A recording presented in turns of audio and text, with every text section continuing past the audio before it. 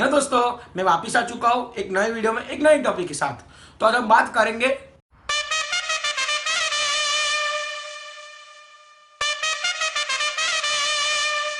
जो हाल ही में डिसीजन लिया है बीसीसीआई की तरफ से, जो आईपीएल को सस्पेंड किया है इस साल के बारे में, क्या वो सही है कि गलत है।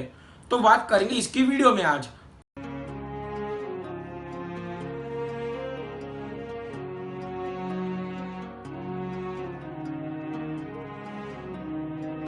अभी में जो रिसेंटली में जो प्लेयर्स पॉजिटिव हुए थे वो है केकेआर के बॉलर वरुण चक्रवर्ती, संदीप वारियर, फिर सीएसके के बॉलिंग के हेड कोच बालाजी और उनके जो ड्राइवर थे। और दूसरे जो पॉजिटिव दिल्ली की तरफ से वो थे अमित मिश्रा और हैदराबाद के कीपर थे विद्यावन साहा। ये जो तमाम लोग अभी रिसेंटली पॉजिटिव थे उसके मध्यम में नजर होते हुए बीसीसीआई ने फैसला लिया है।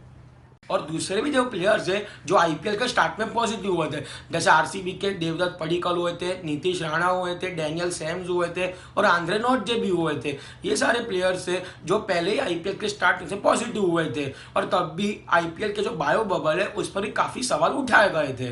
What is bio bubble? Bio bubble एक सेफ एंड सिक्योर एनवायरनमेंट है जो भी स्पोर्ट्स के लोग हैं उनको कोविड से बचाता है। अब हम बात करते हैं कि आईपीएल से इंडियन इकोनॉमी पर कितना इम्पैक्ट होता है। तो अब मेरे बाजू में देख रहे हो, इस पर में दिख रहा है कि आईपीएल से क्या क्या इंडियन इकोनॉमी को इफेक्ट पड़ता है, यानी कि क्या क्या उसको मदद मिलती है। अब हम बात करते हैं कि जो आईपीएल है उससे यानी कि उसे बीसीसीआई या तमाम जो चीज़ें हैं वो कैसे पैसे कमाती है। तो मैंने इसको 5 पॉइंट में बांटा हुआ है। First, media rights. हमने देखा था स्टार्टिंग में मीडिया राइट्स थी पहले सोनी के पास, फिर आ गई थी ड्रीम 11, फिर आ गई थी वीवो, वापस ड्रीम 11 के पास आ गई थी।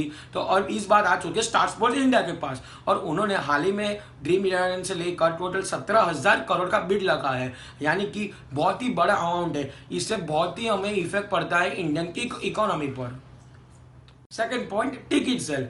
अभी मानता हूँ कि कोविड की वजह से आईपीएल की जो टिकट्स है वो नहीं है, लेकिन जब इसे 2019 में थी, जब टिकट्स बेची जाती थी उसका 10% जो अमाउंट था वो आईपीएल के ओनर्स दे जाते थे और उसके जो अगले 20% था वो बीसीसीआई एक्वायर कर देती थी और बाकी का 80% स्टेडियम वाले खुद ओन करते थे। तो हमको ये दिखाता है कि जो 80% ओन करते थे उससे जैसे ग्राउंड्समैन थे, उधर के कैंटीन वाले लोग थे, बहुत सारे लोगों से फायदा होता था, उसके जो पार्किंग थे उनको भी फायदा होता था। तो ये देखा जाता है कि आईपीएल से इंडियन इकोनॉमी बहुत ही अच्छे से मजबूत होती जा रही थी। Third point, merchandise.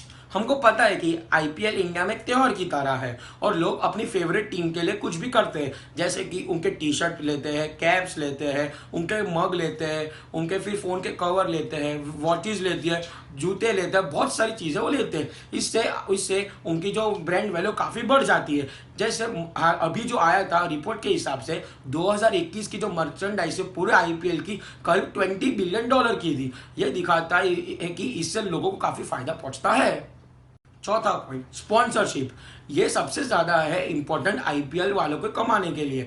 जैसे अभी मैं एग्जांपल करता हूँ सीएसके टीम की, उनको टोटल 18 ब्रांड स्पॉन्सर करती है, जिससे जो ब्रांड की रीच भी बढ़ती है। वैसे ही सारी आईपीएल टीम को स्पॉन्सरशिप मिलती है, जैसे उन सबकी रीच बढ़ती है। ये दिखाता है कि स्पॉन्सरशिप से लोगों का जो इंडियन मार्केट में है उन सारी चीजों का ब्रांड वैल्यू भी बढ़ता है। पांचवा और आखिरी पॉइंट, ब्रांड वैल्यू। हमको पता है कि जैसे हमारे जो फेवरेट प्लेयर्स है वो फेवरेट हमारी टीम के लिए खेलते हैं, जैसे सीएसके में खेलते हैं एमएस धोनी, आरसीबी में खेलते हैं विराट कोहली, एबी डिविलियर्स और मुंबई में खेलते हैं रोहित शर्मा। ये जो प्लेयर्स की तरफ इन्वेस्टर्स भी अट्रैक्ट होते हैं, तो इन्वेस्ट जो ज्यादा इन्वेस्ट करते हैं, इससे जो आईपीएल की ब्रांड वैल्यू काफी बढ़ जाती है। और एक रिपोर्ट के हिसाब से इससे जो आईपीएल की ब्रांड वैल्यू थी दिखाता है कि आने वाले टाइम में ये काफी बढ़ सकता है। अभी मैंने बात की थी अगर आईपीएल से लोग कैसे पैसे कमाते हैं और हमारी इंडियन इकोनॉमी कैसे इंपैक्ट होती है। दोस्तों, अगर ये नहीं होता तो हम उनको बहुत ही बड़ा नुकसान पहुंचता। तो अभी मैं बात कर रहा हूँ जो लोग दूसरे हैं जो पहले से ही आईपीएल के नफरत में थे। तो जैसे बहुत सारे लोग थे, एक्सपर्ट्स का मानना था कि जब इंडिया में अभी कोविड के क्राइसिस चल रहे थे पहले से ही, तो आईपीएल ऑर्गेनाइज हुआ ही क्यों, वो हमको समझ नहीं आता। उनका ये भी मानना है कि अगर देश में क्राइसिस है, लोगों के पास पैसे नहीं है, ऑक्सीजन की क्राइसिस है, लोग मर रहे हैं, तो लोग क्यों ऐसे एंटरटेनमेंट में पैसे डाले। अभी ये बात सोचने तक भी ठीक है, लेकिन अब दूसरे जो साइड वो लोग बोलते हैं कि इससे एंटरटेन होते हैं। ठीक है, एंटरटेन होता है, लेकिन अभी जो देश में बहुत ही बुरी तरह हालत बन चुकी है, उस आईपीएल ना तो भी अच्छा रहता। जब लास्ट ईयर आईपीएल यूएई में हुआ था तब बीसीसीआई को 33% का नुकसान हुआ था। नुकसान कैसे? जैसे कि हम जो फैंस हैं वो मैच देखने नहीं जा पाते, ये था। और दूसरा था कि जब इनको जो हमारी बीसीसीआई को यूएई वालों को टैक्स देना पड़ता था और उनका रेवेन्यू भी बहुत कम हो चुका था। ऐसे ही इस साल भी ऐसा होने वाला है। और मीडिया रिपोर्ट्स के हिसाब से टोटल 2,000 या 2,500 तक का नुकसान होने जा रहा है बीसीसीआई को आईपीएल के सस्पेंड के होने से। और हमने ये भी देखा था जब इंडिया इंग्लैंड का T20 मैच था अहमदाबाद में, तो उसके जो थर्ड मैच से गवर्नमेंट ने ना बोल दिया था कि मैच अब विदाउट क्राउड होगा। तो तभी भी एक्सपर्ट ने कहा था, यानी कि बीसीसीआई को चेताया था कि ना रखे आईपीएल, तो भी उन्होंने आईपीएल रखा। बीसीसीआई की जो हेड है उनमें जो लोग थे उन्होंने तक साफ तरह से इनकार कर दिया। और दोस्तों इसका खामियाजा भी हम भुगत रहे हैं। दोस्तों ये सब पूछते हैं कि यूएई में क्यों, मतलब यानी कि आईपीएल का जो बायो बबल है वो ब्रीच क्यों नहीं हुआ और हमारे वहां हो गया।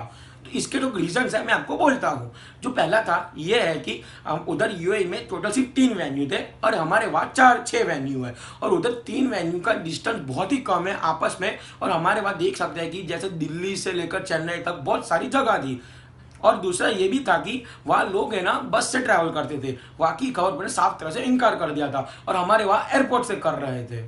ये भी है कि जो यूएई में बायो बबल था उसकी जो सारी ऑर्गेनाइज और पूरी अरेंजमेंट है वो प्राइवेट कंपनी को दे दी थी। जो रजिस्ट्रा कंपनी जो आप मेरे आर्टिकल में देख सकते हो उसको दे दी थी।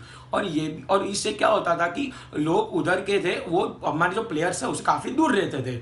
और बहुत सारे जो अभी आईपीएल के प्लेयर्स है वो बीच में छोड़ के जा चुके थे। जैसे हमारे खुद के भारत के अश्विन जा चुके थे क्योंकि उनकी जो फैमिली को उनकी ज़रूरत थी। फिर हमारे अंपायर भी थे जैसे नितिन मेनन थे, उनकी फैमिली कोविड पॉजिटिव हुई थी। फिर पॉल राइफल भी डर की वजह से जा चुके थे। और जो आरसीबी के प्लेयर्स है जैसे कि Adam Zampa, Kyle Richardson, RR के एंड्रयू टाई, बिली स्टैनलेक ये और लिविंगस्टोन, ये सारे प्लेयर्स आईपीएल छोड़ के जा चुके थे।